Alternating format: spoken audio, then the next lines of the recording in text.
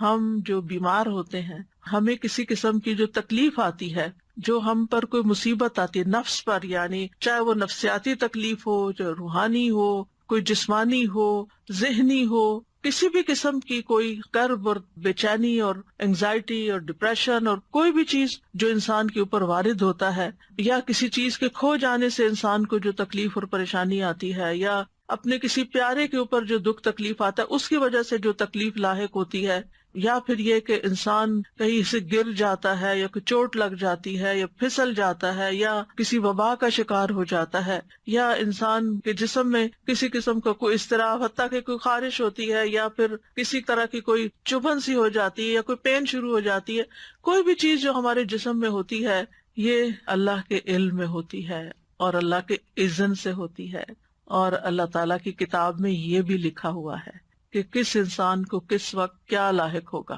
اور پھر اللہ تعالیٰ کو یہ بھی پتا ہے کہ وہ اس وقت کس طرح ریئیکٹ کرے گا، اور یہ جو ریئیکشن ہو جاتا ہے پھر یہ ہمارے اعمال نامے میں لکھ لیا جاتا ہے، اور پھر اس کے مطابق ہمیں جو بھی بدلہ ہوگا وہ دیا جائے گا۔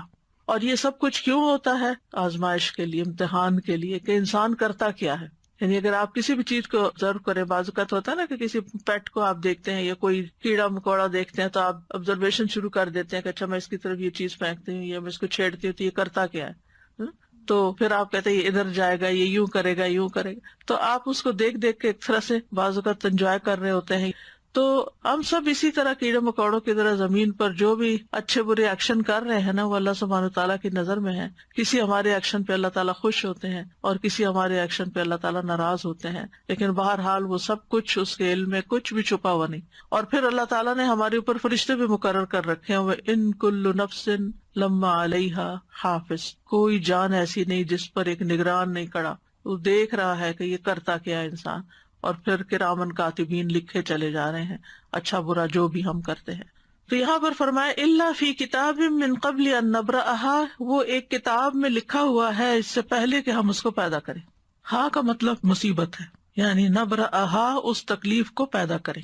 اور ایک قول یہ ہے کہ یہ زمین کی طرف جا رہی ہے بات، یا نفس کی طرف، کہ زمین کو پیدا کرنے سے پہلے یا اس انسانی جان کو پیدا کرنے سے پہلے۔ یعنی قرآن مجید کی یہ بلاغت ہے اور ایک خوبصورتی ہے کہ اس کے اندر اتنی وسعت آ جاتی ہے، ایک ہی ضمیر ہے اور اس میں انسان کی سوچ کی جہت کھلتی ہے کہ ہا کی ضمیر نفس کی طرف لوٹ رہی ہے، ہا کی ضمیر ارض، یہ سب مؤنث ہے، اور ہا کی ضمیر مصیبت کی طرف جا رہی ہے۔ یعنی اس سے پہلے کہ مصیبت آئے، اس سے پہلے کہ زمین پیدا ہو، اس سے پہلے کہ انسان پیدا ہو، یہ سب کچھ لکھا ہوا ہے۔ یعنی خیر و شر سب کچھ لوح محفوظ میں محفوظ ہے، اور یہ تقدیر جو ہے یہ اللہ کا ازلی علم ہے، اور اللہ تعالیٰ نے ہر چیز کا علم کے اعتبار سے احاطہ کر رکھا ہے، کوئی چیز بھی اللہ کے علم سے باہر نہیں۔ وَأَنَّ اللَّهَ قَدْ أَحَاطَ بِكُلِّ شَيْءٍ عِلْمًا۔ اب آپ جب بیمار ہوتے ہیں، پریشان ہوتے ہیں، تو آپ اللہ تعالیٰ سے اپنی حالت کا واسطہ دے کے بھی دعا کر سکتے کہ یا اللہ تجھے تو پہلے سے ہی پتا ہے کہ میرے اوپر کیا آنا ہے، اور تجھے تو پہلے سے ہی پتا ہے کہ میں کتنی کمزور ہوں، اور تو میرے حال کو جانتا ہے، اور تو میری تکلیف کو جانتا ہے، تو مجھ پہ رحم فرما۔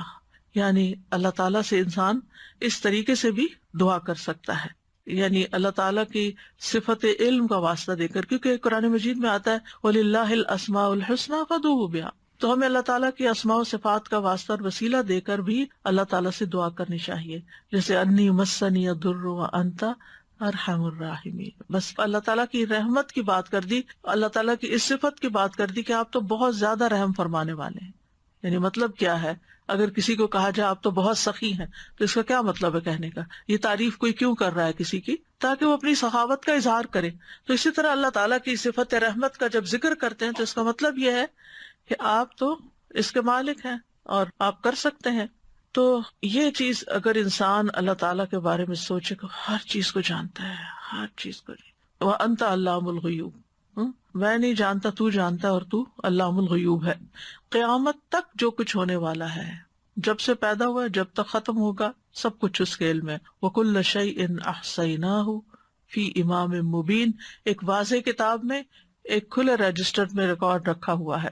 اور حدیث سے پتہ چلتا ہے کہ آسمان و زمین کی تخلیق سے 50,000 سال پہلے مخلوقات کی تقدیر لکھی گئی. اب آپ سوچئے جب آپ تقدیر پر ایمان لاتے ہیں، اور تقدیر پر ایمان لانا ضروری ہے. نبی صلی اللہ علیہ وسلم نے فرمایا ہر چیز کی ایک حقیقت ہوتی ہے، اور کوئی شخص اس وقت تک ایمان کی حقیقت کو نہیں پہنچ سکتا جب تک اسے یقین نہ ہو جائے کہ اسے جو چیز پہنچی ہے وہ اس سے خطا نہیں ہو سکتی تھی، اور جو چیز خطا ہو گئی ہے اس سے وہ اسے پہنچ نہیں سکتی تھی. اب یہ جو ہمارا ایمان ہے، اس کی بنا پر اگر آپ کو کوئی تکلیف آ جاتی ہے، کوئی بیماری آ جاتی ہے، کوئی چیز چھو جاتی ہے، لگ جاتی ہے، ٹکرا جاتی ہے، کچھ ہو جاتا ہے، تو بجائے غصے میں آنے کے، فرسٹریشن کا شکار ہونے کے، آپ کے چہرے پہ اسمائل بھی آ سکتی. یہ تو ہونا تھا، یہ لکھا ہوا ہے، یہ اپنے وقت پہ پہنچ گیا مجھ تک، اب اللہ ہی اس کو دور کرنے والا ہے. جس کے اذن سے یہ تکلیف آئی ہے اسی کے اذن سے شفا ہوگی. جس کے اذن سے یہ مشکل میں مبتلا ہوں، وہی اس کو ان یمسسک اللہ بضر فلا کاشف لہ الا ہو. اگر تمہیں کوئی تکلیف پہنچ جاتی ہے تو اس کو اللہ کے سوا کوئی بھی دور نہیں کر سکتا. فلا کاشف لہ الا ہو، یہ یقین ہونا چاہیے پورا. جتنا زیادہ یہ یقین ہوگا کہ فلا کاشف لہ الا ہو، کہ اللہ ہی اس تکلیف کو دور کرنے والا ہے، اس کو کھولنے والا ہے، تو اتنا ہی زیادہ ہم اللہ سبحانہ تعالیٰ کی طرف رجوع کریں گے، اتنے یقین کے ساتھ اسی کی طرف لوٹیں گے، اسی کے در پہ جائیں گے، اسی کے آگے سر جھکائیں گے، اسی کو پکاریں گے، اسی کے آگے ہاتھ پھیلائیں گے، اسی کو مختلف چیزوں کا واسطہ وسیلہ دیں گے جو مشروع ہے یا جس کی اجازت ہے ہمیں. تو اس طرح اللہ تعالیٰ سے تعلق اور زیادہ مضبوط ہو جائے گا. پھر فرمائے ان ذالک علی اللہ یسیر. ہمیں لگتا ہے کتنا مشکل کام ہوگا، یہ کتنا بڑا کام ہے یہ سب کچھ، لیکن اللہ تعالیٰ فرماتے ہیں اس کے لیے تو یہ کچھ بھی مشکل نہیں. سبحان اللہ، یعنی اس کی قدرت اس سے بھی کہیں زیادہ ہے کہ وہ ان سب چیزوں کا علم رکھے. اور ہمیں کیوں بتایا جا رہا ہے؟ لِكَيْ لَا تَأْسَوْا عَلَىٰ مَا فَاتَكُمْ، تاکہ تم کھو جانے والی چیز پہ افسوس نہ کرتے رہو، تم سے غم دور کرنے کے لیے. اور یہ ایک حقیقت ہے کہ اگر انسان تقدیر کے معاملے کو اور اس بات کو سمجھ جائے کہ یہ کسی وجہ سے آئی ہے تکلیف مجھ پر، اللہ تعالیٰ یا تو مجھے ریسٹ کروانا چاہتا ہے، یا مجھے کچھ سکھانا چاہتا ہے، یا کوئی بھی ایسی وجہ ہو سکتی ہے کہ جو مجھے علم نہیں، کیونکہ اس کا کوئی بھی فیصلہ حکمت سے خالی نہیں، یہ بھی ساتھ ہی یاد رکھنا چاہیے. یعنی ایسا نہیں کہ وہ اندھا دھند بس کسی کو سزا دے رہا ہے اور کسی کو کچھ جزا دے رہا ہے اور کسی کو فائدہ اور کسی کو ایسا نہیں ہے. ہر تکلیف کے پیچھے ایک حکمت، کوئی وجہ ہے. اس نے آپ کو کوئی اسپیشل چائلڈ دیا ہے، کوئی حکمت ہے اس کے پیچھے، کوئی وجہ ہے کہ اس نے آپ کو اس کام کے لیے چنا ہے. اسی طرح اگر کوئی اولاد کی طرف سے یا والدین کی طرف سے کسی پیارے کی طرف سے کوئی تکلیف پہنچتی ہے تو اس میں کوئی حکمت ہے. تو اگر انسان ایمان لے آئے تقدیر پر تو پھر غم ہلکا ہو جاتا ہے. وجہ بتا دی گئی کہ لِكَيْ لَا تَأْسَوْا، تاکہ تم افسوس نہ کرتے رہو، غمگین نہ رہو، عَلَىٰ مَا فَاتَكُمْ، جو تم سے فوت ہو گیا، یعنی جو تم سے چلا گیا. تمہاری صحت چلی گئی، تمہاری جوانی چلی گئی، تمہاری ہمت چلی گئی، تم سے کام کا چانس چلا گیا. اللہ کو یہی منظور، آگے موو فارورڈ، آگے چلو، آگے چلو. جو کھونا تھا ہو گیا، اب اس کے پیچھے جان ہلکان نہ کرو. جو ہونا تھا ہو گیا، اب اپنی زندگی کو آگے لے جاؤ، آگے کی طرف دیکھو، اچھی امید رکھو اور حوصلے میں رہو، کیونکہ یہ تو ہونا ہی تھا. کیونکہ انسان ہمیشہ عافیت میں نہیں رہ سکتا، ہمیشہ خوشحالی میں نہیں رہ سکتا، ہمیشہ رزق کی فراوانی میں نہیں رہ سکتا.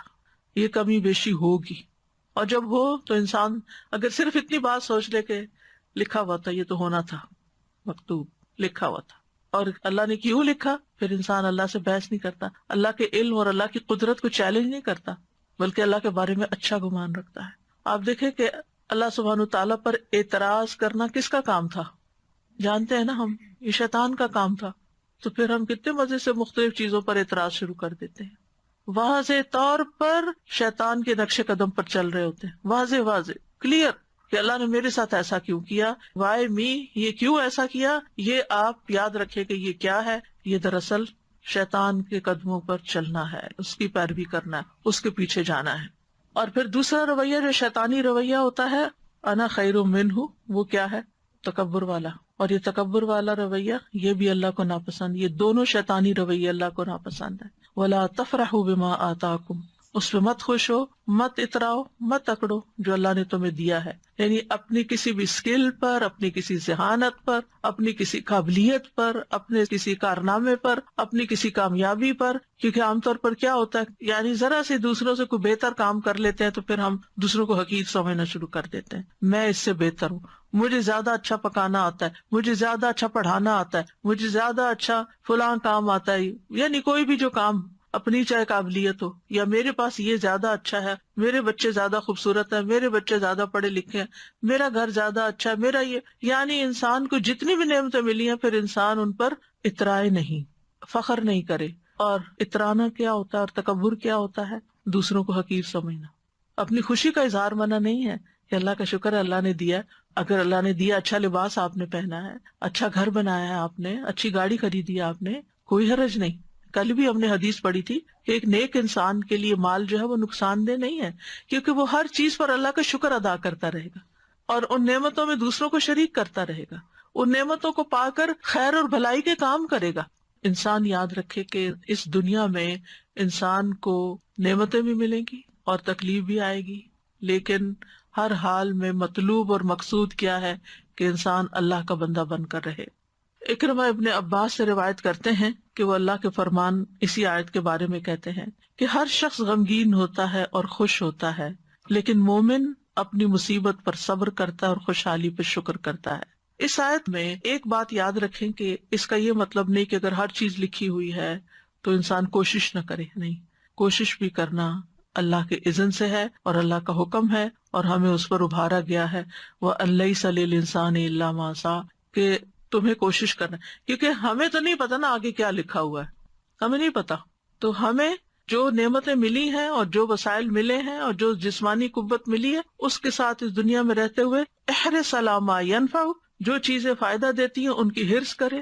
انسان اپنی صحت کا خیال رکھے، انسان اپنے لیے وہ تمام وسائل اختیار کرے، چاہے ایکسرسائز ہے، چاہے بریدنگ ہے، چاہے ہیلدی ڈائٹ ہے، یا جو بھی، یا پھر اگر بیمار ہوتا ہے تو علاج کرتا ہے. تو یہ انسان کے پارٹ پر ہے اور اس کو کرتے رہنا چاہیے. لیکن کچھ چیزیں کرتے رہنے کے باوجود بھی الٹ ہو جاتی ہیں تو وہ پھر انسان کو یہ یاد رہے اس وقت کہ یہ ہونا تھا، کیونکہ انسان اس وقت زیادہ پشیمانی کا شکار ہوتا ہے. میں تو اتنی زیادہ کیئرفل ہوں اپنے ڈائٹ کے بارے میں نے تو کبھی شوگر استعمال نہیں کی تھی، مجھے یہ بیماری کہاں سے آ گئی، اور یہ نہیں، یہ لکھا تھا. اس کی حکمت اللہ کو پتا ہے کہ اس نے آپ کو یہ بیماری کیوں بھیجی اور اس کے ذریعے آپ کو کیا سکھانا تھا، یا اس کے ذریعے آپ کے کتنے درجات بلند کرنے تھے. تو یہ اللہ تعالیٰ کو پتا ہے. ہمیں کیا کرنا ہے؟ احتیاط بھی برتنی ہے بیماری سے بچنے کے لیے، اور اگر آ جائے تو علاج بھی کرنا ہے، اسباب اختیار کرنے ہیں، لیکن اس سارے آزمائش کے عرصے میں اللہ سے راضی رہنا ہے. واللہ لا يحب كل مختال فخور، اللہ تعالیٰ کسی ایسے بندے کو پسند نہیں کرتا جو اپنے عمل میں غرور کرے اور اپنے قول میں فخریہ زبان استعمال کرے، فخر کرے. یعنی عمل میں ایسا لباس پہنے جو گھسیٹ گھسیٹ کے چلے، یا ایسی چال چلے، اور پھر یہ کہ باتوں میں ایسی ایسی باتیں کرے کہ جو دوسروں کو ہرٹ کرنے والی ہوں، شیخی بگاڑنے والی ہوں. تو بے صبرا کرنے والا غم اور سرکش کرنے والی خوشی جو ہے، ان دونوں کی ممانعت کی گئی ہے. ابو بکر صدیق رضی اللہ عنہ کے پاس جب زیادہ مال لایا گیا، آپ کو معلوم ہے کہ نبی صلی اللہ علیہ وسلم کے زمانے میں فتوحات کا سلسلہ شروع ہو گیا تھا، بہت سی جگہوں سے غنائم وغیرہ آ رہے تھے. حضرت ابو بکر کے زمانے میں اور زیادہ بڑھ گیا، حالانکہ صرف 2 سال ہی تھے. تو جب زیادہ مال آیا آپ کے پاس تو انہوں نے کہا، اے اللہ، ہم طاقت نہیں رکھتے مگر یہ کہ ہم اس بات پر خوش ہوں جو تو نے ہمارے لیے مزین کیا ہے. یعنی ہمیں مال اچھا لگتا ہے، کوئی چیز ملتی ہے تو ہمیں خوشی ہوتی ہے. تو اب یہ ہے کہ کیا وہ کوئی بری چیز تھی یعنی جس کا وہ ذکر کرے؟ نہیں، وہ اس بات کا ذکر کرے کہ اللہ یہ ہمارے اندر آپ نے رکھ دیا ہے کہ زُيِّنَ لِلنَّاسِ حُبُّ الشَّهَوَاتِ مِنَ النِّسَاءِ وَالْبَنِينَ وَالْقَنَاطِيرِ الْمُقَنطَرَةِ، یہ مال کی محبت ہمارے اندر رکھ دی گئی اور ہمیں اس سے خوشی بھی ہوتی ہے. تو مطلب یہ ہے کہ اس سے مراد وہ خوشی ہے، اس طرح خوش ہونا منع ہے کہ جو انسان کو تکبر اور سرکشی کی طرف لے جائے. ورنہ مال کے ملنے پر، نعمت کے ملنے پر، اپنی پسند کی چیز ملنے پر انسان کو کبھی بھی غمگین نہیں ہونا چاہیے بلکہ خوش ہونا چاہیے. اور یہ خوشی کرنا کوئی بری بات نہیں ہے، یعنی خوشی کے موقع پر خوش ہونا اس میں کوئی برائی نہیں ہے. کیونکہ کچھ لوگ ایسے ہوتے ہیں ہر وقت بس ایک ایسی حالت میں رہتے ہیں کہ نہ کسی خوشی کے موقع پہ خوش ہوتے ہیں، نہ کسی غم کے موقع پہ غمگین ہوتے ہیں. وہ نیک پارسا نہیں، اگر خوشی کی کوئی چیز ہے، کوئی نعمت ملی، خوشی کا اظہار کرے. فَأَمَّا بِنِعْمَةِ رَبِّكَ فَحَدِّثْ، بس لمٹ کے اندر، اس سے اوپر نہیں جانا کہ تکبر یا شیخی بگاڑنا شروع ہو جائے یا آپ دوسروں کو نیچا کرنا شروع کر دیں. یہ نہیں ہونا چاہیے.